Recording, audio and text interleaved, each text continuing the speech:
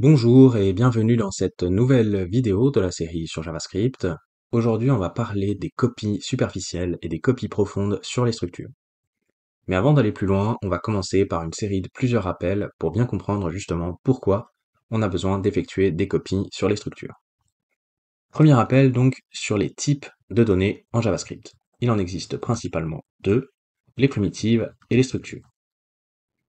Au niveau des primitives, on va avoir les chaînes de caractères, les nombres, les booléens, undefined aussi, les grands nombres, qui se terminent par n et qu'on n'utilise que rarement, etc. Donc la liste ici n'est pas exhaustive, mais vous comprenez l'idée. Et pour les structures, eh bien ça va être toutes les données qu'on peut initialiser avec le mot-clé new. Donc les ensembles, les maps, les tableaux, les objets bien sûr, les dates, etc. Donc les structures sont les données qui peuvent être initialisées avec le mot-clé new. Notez que si on essaye de regarder le type de n'importe quelle structure, par exemple les dates, on obtiendra toujours, eh bien, objet. Peu importe la structure, si on essaye avec les tableaux, on obtiendra systématiquement objet. Les structures en JavaScript sont considérées comme des objets. Donc voilà pour le premier rappel. Deuxième rappel qui découle directement du précédent, la différence entre la valeur et la référence. Les primitives en JavaScript sont passées par valeur. Donc si on crée une primitive, par exemple un nombre, qu'on crée une variable b et qu'on lui passe la valeur de a, eh bien chacune des deux variables a et b va avoir sa propre valeur. Donc ici pour l'instant c'est la même valeur, 7, mais toujours est-il que les deux variables ont bien chacune leur valeur. De sorte que si on incrémente la valeur de b et qu'on log les deux variables a et b dans la console,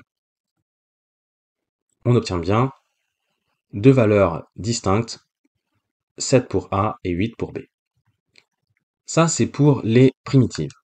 Maintenant, les structures, donc par exemple un tableau, eh bien les structures sont passées par référence. Donc quand on crée la variable b ici, on ne passe pas directement la valeur du tableau A, mais on passe simplement la référence du tableau. De sorte que A et B vont pointer dans la mémoire vers le même tableau. Donc il n'existe qu'un seul tableau dans la mémoire, et les deux variables A et B font référence à ce même tableau. Et c'est la raison pour laquelle, si on essaye d'ajouter une valeur au tableau en utilisant la variable b, et qu'on log les deux variables a et b dans la console, on obtient bien un seul et unique tableau avec, dorénavant, 4 valeurs, 4 éléments à l'intérieur. D'ailleurs, si on essaye de loguer ce résultat, donc l'égalité entre les deux variables a et b, on voit bien que c'est la même chose.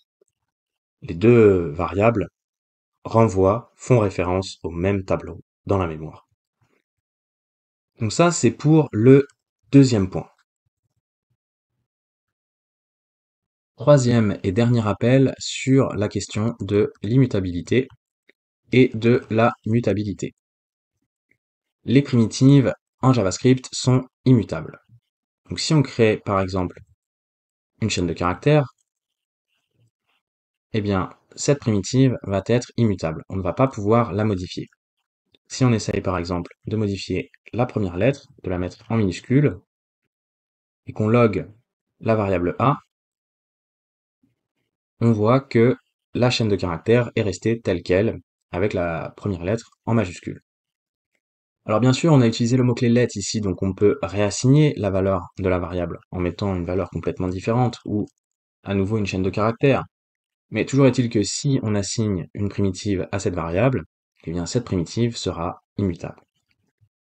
Par contre, pour les structures, par exemple les tableaux, Eh bien, dans ce cas-là, elles vont être mutables. Si on relance le script ici, on voit que la première lettre a bien été mise en minuscule. Et ça vaut pour toutes les structures. Pareil pour les objets aussi. On va pouvoir modifier la valeur de la propriété name. Et si on relance, on voit effectivement que l'objet a été modifié. D'ailleurs, il existe aussi une méthode sur les objets, la méthode freeze, qui va permettre de rendre immutable un objet. Si on passe notre objet A et qu'on relance le script,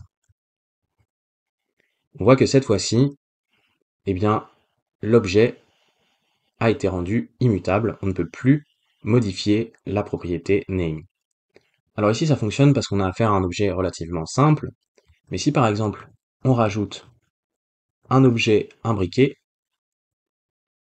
avec par exemple une propriété name, et qu'on essaye de modifier cet objet imbriqué,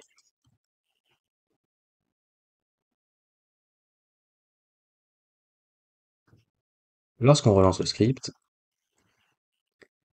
on voit que, effectivement, la propriété name ici est restée telle quelle, donc à la valeur de Sarah, puisque on a rendu immutable notre objet. Par contre, au niveau de l'objet imbriqué, la valeur de la propriété name a été modifiée et passée de Paul à Alice. Donc voilà pour le troisième rappel. Et maintenant, on va pouvoir passer aux copies et on va commencer par les copies superficielles. Donc on va reprendre l'exemple de tout à l'heure avec le tableau. On avait créé un tableau, ensuite on avait créé une variable b à laquelle on avait passé la référence du tableau.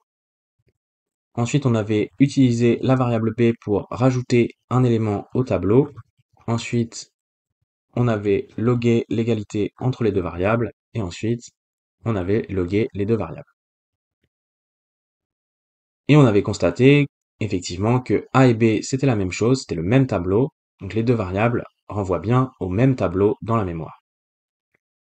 Alors la question ça va être comment fait-on finalement pour créer véritablement un deuxième tableau dans la mémoire strictement identique au tableau de départ? Et bien pour cela on va pouvoir faire une copie superficielle. Donc on crée un nouveau tableau et ici à l'intérieur, eh bien on va utiliser l'opérateur spread pour copier tout ce qui se trouve à l'intérieur du tableau d'origine. Et en faisant ça, on a réalisé une copie superficielle. Si on relance le script, on voit que cette fois-ci, on a bien deux tableaux dans la mémoire. Le premier, le tableau A avec 3 éléments et le tableau B avec 4 éléments. Pareil pour les objets. On peut créer notre objet et ici, on va faire la copie. Donc on crée un nouvel objet, on utilise l'opérateur spread pour copier tout ce qui se trouve à l'intérieur de l'objet de départ, et on réalise comme cela une copie superficielle. Donc ici, on va modifier la propriété name pour le deuxième objet, et si on relance le script, on voit qu'on a bien deux objets différents dans la mémoire avec des prénoms différents. Seulement, comme je le disais tout à l'heure, si on ajoute une structure imbriquée ici,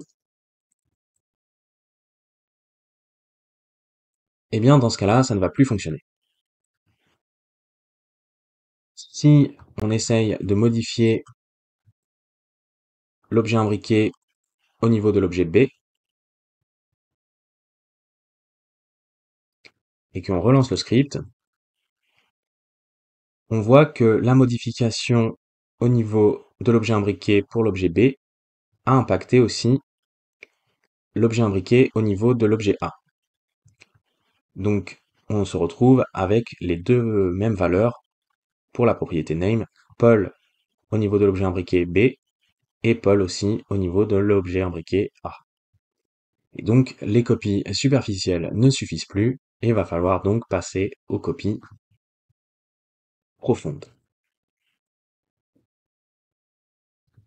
Pour réaliser une copie profonde, il va falloir créer une fonction clone. Donc ici, on va passer l'objet à cloner. Et cette fonction va être une fonction récursive. Comme pour toute récursion, il va nous falloir une condition pour sortir de la récursion. Et ici, on va aller vérifier qu'on a affaire à une primitive. Si on a affaire à une primitive, ça veut dire qu'on est au dernier niveau de profondeur de notre récursion. On n'a pas besoin d'aller creuser plus profond dans une structure imbriquée. Donc pour vérifier qu'on a affaire à une primitive, on vérifie le type de l'objet et on s'assure qu'il est bien différent de objet. On avait vu en tout début de vidéo que toutes les structures renvoient un type d'objet.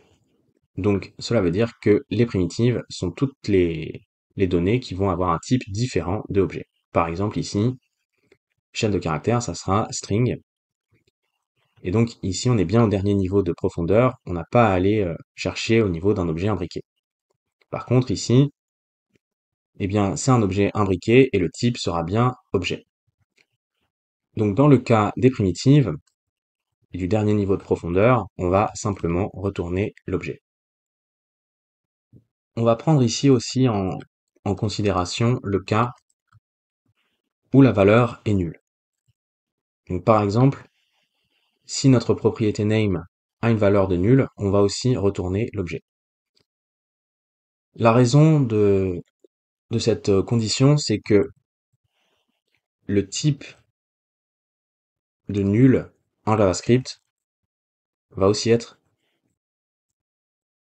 objet.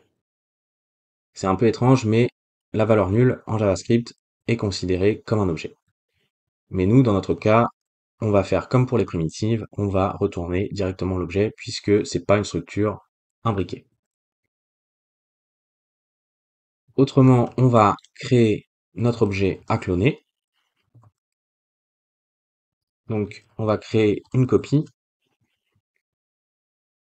et on va l'initialiser de manière conditionnelle en vérifiant s'il s'agit d'un tableau. Et si l'objet qui est passé est un tableau, eh bien, au niveau de la copie, on initialise un tableau. Autrement, on initialise avec un objet vide.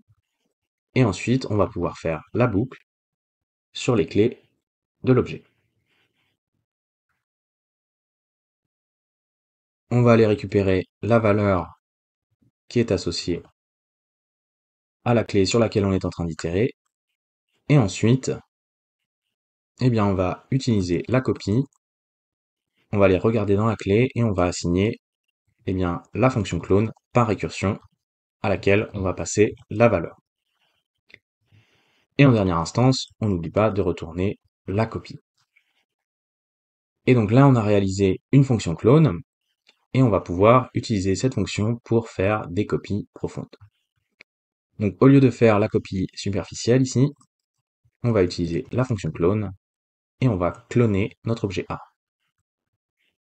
Si on relance le script,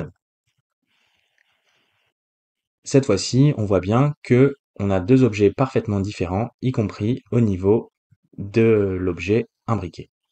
Donc on a bien deux prénoms différents au niveau de l'objet imbriqué. Ici, au lieu d'utiliser la fonction clone, on aurait pu utiliser une autre manière de faire, une autre astuce qui consiste à utiliser eh bien, les méthodes sur les objets JSON. Donc on prend l'objet à copier et on va le convertir en objet JSON avec la méthode stringify. Et ensuite, on va remettre cet objet JSON en objet JavaScript avec la méthode parse.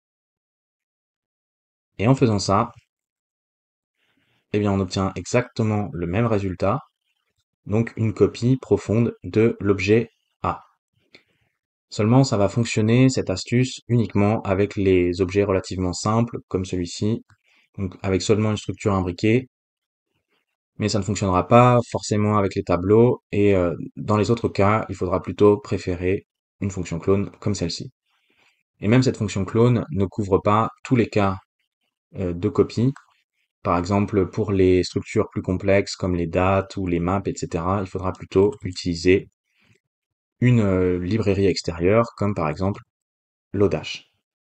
Mais voilà, déjà, avec ces deux manières de faire, donc la copie avec les objets JSON et la méthode avec la fonction clone, eh bien, dans de nombreux cas, on peut réaliser des copies profondes. Donc voilà, c'est à peu près tout ce que je voulais vous dire sur les copies superficielles et les copies profondes. J'espère que cette vidéo aura été instructive et que ça vous aura plu. N'hésitez pas, si c'est le cas, à mettre un commentaire et un pouce dans la vidéo et on se retrouve très bientôt pour la suite de la série sur JavaScript.